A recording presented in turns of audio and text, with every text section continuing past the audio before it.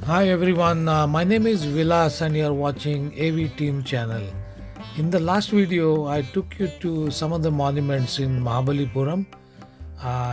Walked for about 4 or 5 hours. I also went up the lighthouse and I realized that 4 or 5 hours time spent in Mahabalipuram is just not good enough.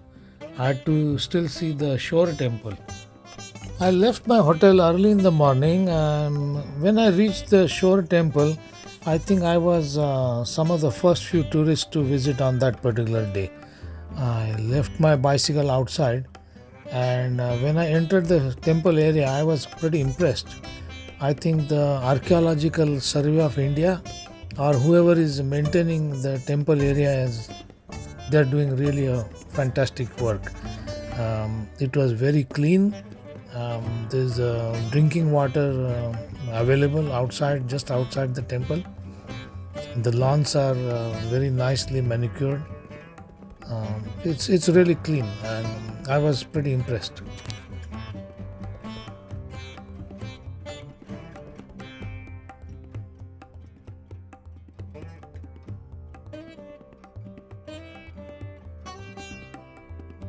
Shore temple or a group of temples dedicated to gods Shiva and Vishnu.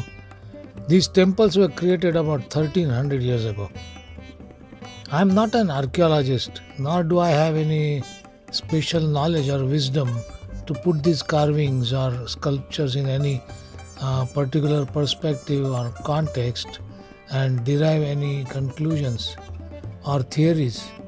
But honestly, I admire their great skill, patience to carve out these extraordinary monuments. I also see here that they evolved or progressed from rock cut structures to that of free flowing standing structures, a display of great Dravidian architecture.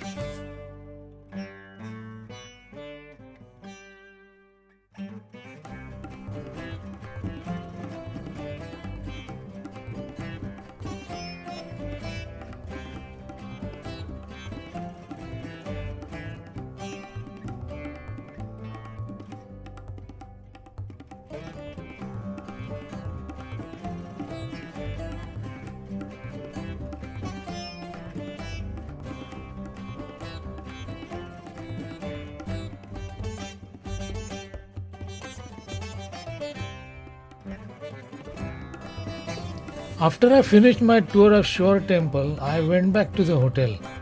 I had already packed my bags. I said bye bye to the boys working at the hotel. Some of them were very curious to know more about my bicycle journey and tested my loaded bicycle and took selfies with me. I was kind of surprised to see these young boys coming all the way from northeastern parts of India where they speak a different language, eat entirely different food, and have families, but work here in Mahabalipuram, which is almost the southern tip of the country.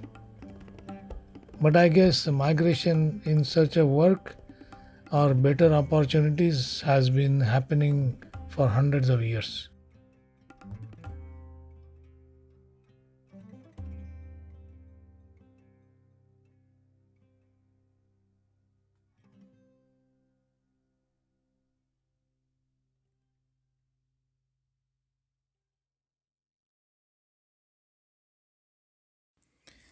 By the time I left Mahabalipuram, I think it was 11 am.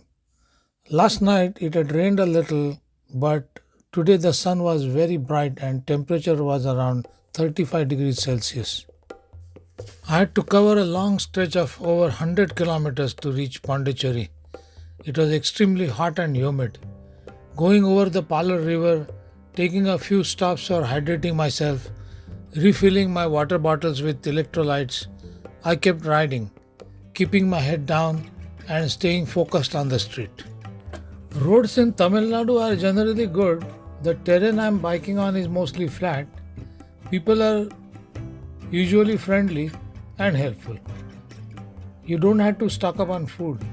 You always find a fruit vendor or a small eatery along the way, but bicycling in India also comes with its challenges.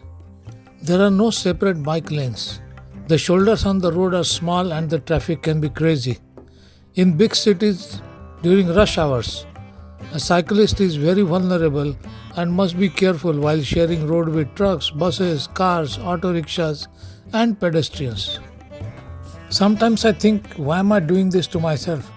I could instead take a plane, train, bus, or a car and visit all these places, stay in comfortable hotels, eat in great hygienic looking restaurants, and why am I doing this?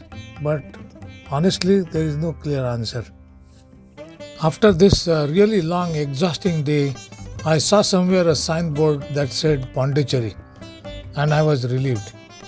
Just wanted to find a hotel, shower, have a quick dinner, and crash into the bed. Next day, I realized that this hotel was actually a bit outside Pondicherry and in the state of Tamil Nadu.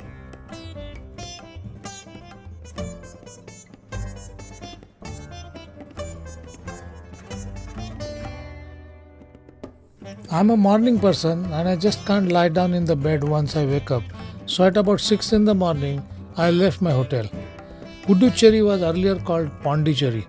Some people also call it Pondi. It was a French colony from early 18th century till about 1960 and one of the last places to become part of India along with Goa. I had decided to spend at least one entire day in Puducherry and was expecting a similar vibe as that of Goa. Auroville, Sri Aurobindo Ashram, Promenade Beach were top on my list of places I wanted to visit. I was looking forward to enjoy food from French bakeries. This part of the town near the promenade called French Quarter has its old charm intact and gives you a close feel of French architecture. Colors of the buildings are also very unique. The streets are laid out in a grid pattern with parallel streets cutting across at right angles to each other. Many of the villas have been converted into guest houses.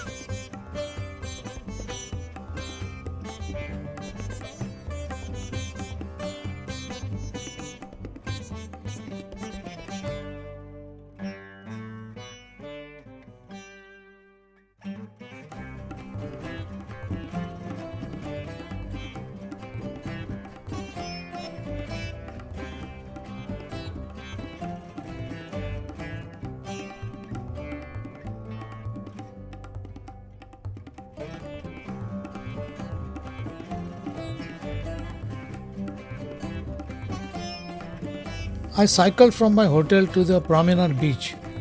Unlike the Marina Beach in Chennai, bicycles are not allowed on this promenade, so I had to leave my bicycle outside.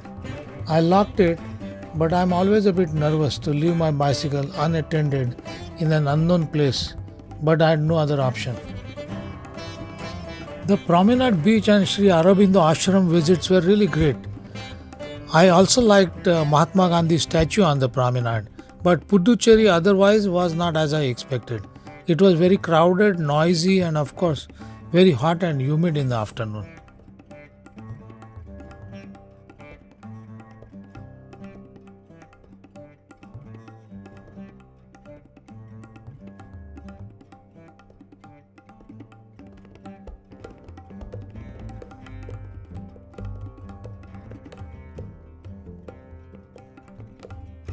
Last night I had slept early, so the next day I could wake up before 5 in the morning.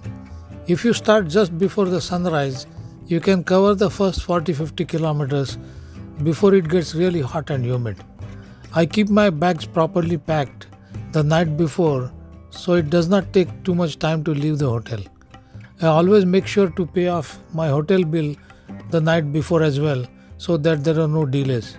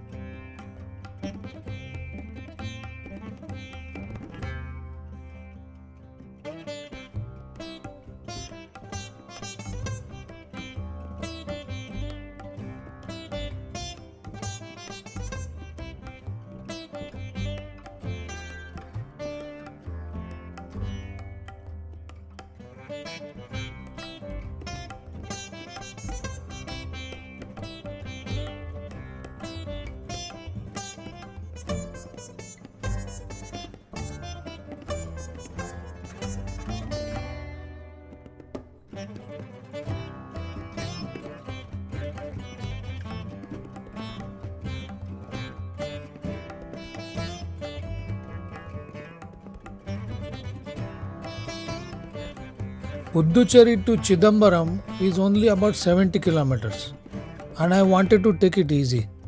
I took my time, enjoying the surroundings, taking regular breaks for water and snacks, connecting with local people.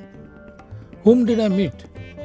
I met a young birthday boy, a Marathi speaking truck driver from Maharashtra who was waiting for his truck to get loaded with some local produce to be carried all the way to Pune. When it comes to talking with teachers, I still feel a bit nervous, thinking that they might quiz me on topics I'm weak at and I wouldn't know the answers.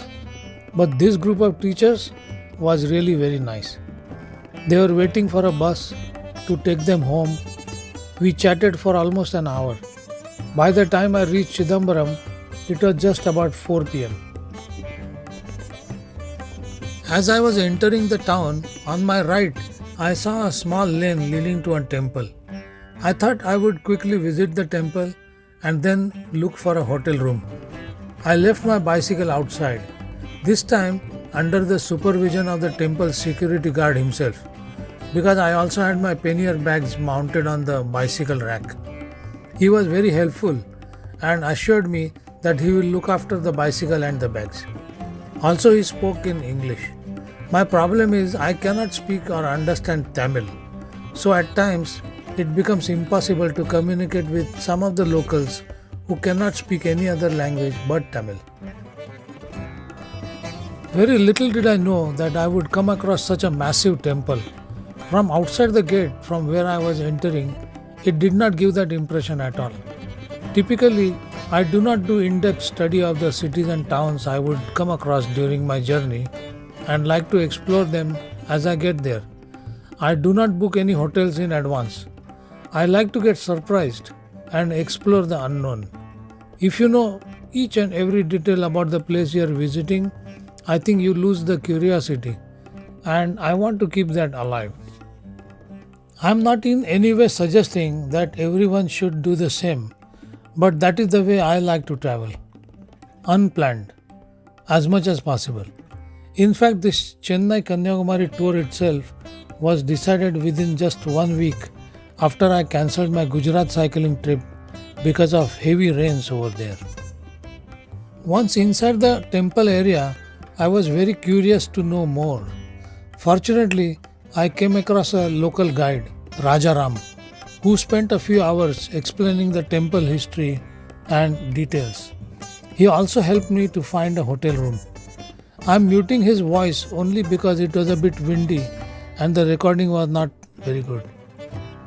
Chidambaram is a town in Kadalur district of Tamil Nadu. The town is known for the Thilai Nataraja temple, Thilai Kali temple, and the annual chariot festival held in the month of December-January. The temple is spread over 40 acres and consists of many small temples. The main temple is dedicated to Nataraja, the form of Shiva as the Lord of Dance. This Shiva temple has ancient roots when the town was known as Thilai. Chidambaram, the name of the city, literally means stage of consciousness. The temple architecture symbolizes the connection between the arts and spirituality, creative activity, and the divine. The temple wall carvings display all the 108 karanas or key transitions from the Natya Shastra by Bharat Muni, and these postures form a foundation of Bharatnatyam, the Indian classical dance. Bharatnatyam is one of the 8 Indian classical dance forms. The dance is accompanied by Indian classical music and at least one singer. It's part of the Natya Shastra or a musical in theatres. The dancers communicate through form of expressive gestures and facial expressions convey the sentiments, emotional taste, and mood of the underlying story. The temple wooden chariot is used for processions twice a year, where it is drawn by several thousand devotees during the festivals. There are 5 temple chariots. The biggest one is for Lord Nataraja. Nataraja temple complex and the town of Chidambaram can be a subject of research and a detailed study. I will leave it to the scholars. As for me, I thoroughly enjoyed a few hours that I could be here and admire the great architecture and be able to go back in time to only imagine the golden era of India back then. After the temple visit, me and Rajaram had a cup of tea and went about looking for a hotel for me. After a bit of search, I checked in one of the budget hotels. I think I paid around 1500 for the night stay. Kept my bicycle in the room, showered, and went out for an authentic South Indian meal of rice, rasam, sambar, a few vegetables, curd, and buttermilk. Thank you for watching this video. We look forward to your comments. If you are not subscribed to the channel yet, please do.